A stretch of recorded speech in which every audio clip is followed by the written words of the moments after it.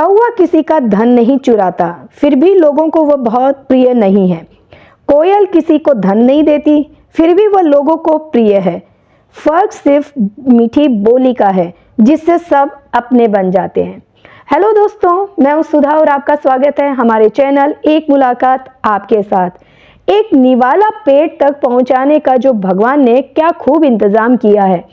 अगर गर्म है तो हाथ बता देते हैं, सख्त है तो दांत बता देते हैं, कड़वा या तीखा है तो जीभ बता देती है, बासी है तो नाक बता देती है। बस मेहनत का है या बेईमानी का, इसका फैसला आपको खुद को करना है। तो दोस्तों, एक छोटी सी कहानी है जो हमें बताएगी कि भगवान पर विश्वास कैसे रखें, यानी जो भगवान करता है वो सब अच्छे के लिए करता है। एक बार भगवान के भक्त ने भगवान से कहा कि आप सारा दिन मूर्ति बनकर खड़े रहते हैं, आज आपकी जगह मैं आपका रूप धारण करके खड़ा रहूंगा और आप आराम से घूमने यानी विचरण करके आप आना। भगवान ने कहा कि ठीक है, लेकिन मेरी एक शर्त है बेटा, तो जो भी प्रार्थना करने आए तो तुम सिर्फ उनकी प्रार्थना सुनना और कुछ नहीं कहना है। सेवक ने शर्त स्वीकार कर ली। सर बोला कि ठीक है भगवान, मैं ऐसा ही करूंगा। और सेवक जो है वो भगवान की जगह मूर्ति बनकर खड़ा हो गया। थोड़ी देर बाद पहला व्यक्ति आया जो कि एक बहुत बड़ा व्यापारी था। उसने भगवान से कहा कि भगवान, मैंने एक बहुत बड़ी फैक्ट्री खोली है, उस काम में मुझे सफलता हो ऐसा आशीर्वाद दीजिए। व्यापारी प्रार्थना करते हुए मूर्ति के सामने माथा टेकता है और जैसे ही माथा टेकता है उसकी जेब से पर्स गिर जाता है। व्यापारी को पता नहीं चलता कि उसका पर्स गिर गया और वो वहां से चला जाता है। अब वो मूर्ति बनकर खड़ा है, यानी कि सेवक जो वो बहुत बेचैन हो जाता है। उसे लगा कि मुझे व्यापारी को बता देना चाहिए कि उसका पर्स गिर गया है, लेकिन उसे कुछ भी नहीं कहना था। क्यों? क्योंकि शर्त के अनुसार उसे कुछ भी नहीं कहना था, इसलिए वो चुप रहता है। कुछ समय बाद एक गरीब व्यक्ति वहां आता है और भगवान से कहता है कि भगवान, मैंने और मेरे परिवार ने कुछ दिनों से कुछ नहीं खाया है, आप हमारी मदद करें। मूर्ति के सामने पर्स पड़ा हुआ था। गरीब ने देखा और उसने उस पर्स को उठाया और भगवान का आशीर्वाद समझकर वो उसे पर्स को ले जाता है।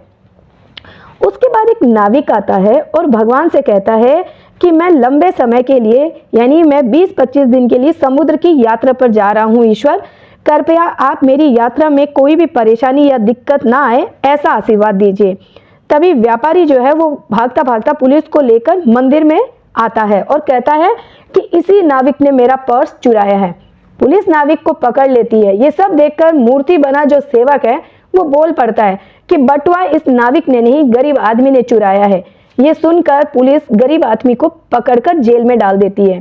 फिर रात को भगवान घूम करके मस्ती कर करके वापस अपनी जगह पर लौटते हैं। तो सेवक जो है वो खुशी खुशी पूरी कहानी सुनाता है कि आज क्या क्या हुआ और मैंने कैसे उसको सही किया। भगवान ने जब ये सब सुना तो मुस्कुराते हुए कहा कि तुमने किसी का भी भला नहीं किया, बल्कि सब कुछ बिगाड़ दिया। और ईश्वर कहते हैं कि व्यापारी का पर्स गिरना कोई बड़ा नुकसान नहीं था। वैसे भी वो कोई अच्छा काम करके पैसा नहीं कमाता था। अगर उसका जो पर्स है उस गरीब आदमी को मिल जाता तो वो और उसका परिवार जो कितने ही दिनों से भूखे थे उसको खाना मिल जाता और उसकी परेशानियां दूर हो जाती। भगवान ने यह भी कह दिया कि नाविक जिस यात्रा पर जा रहा था वहां एक तूफान आने वाला था। अगर नाविक जेल में होता तो उसकी जान बच जाती और उसकी पत्नी विधवा होने से और उसके बच्चे अनाथ होने से बच जाते।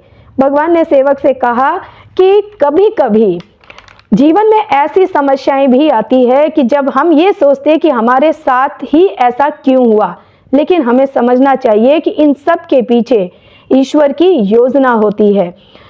दोस्तों, भगवान ने सिखाया है कि जो भी होता है अच्छे के लिए होता है, भले ही वह हमें समझ में ना आए।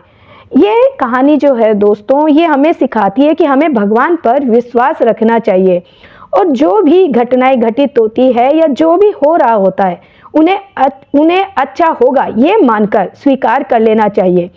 भगवान जो भी करता है हमारे भले के लिए, अच्छे के लिए करता है और कभी कभी हमें इस बात को समझने में समय भी लग जाता है।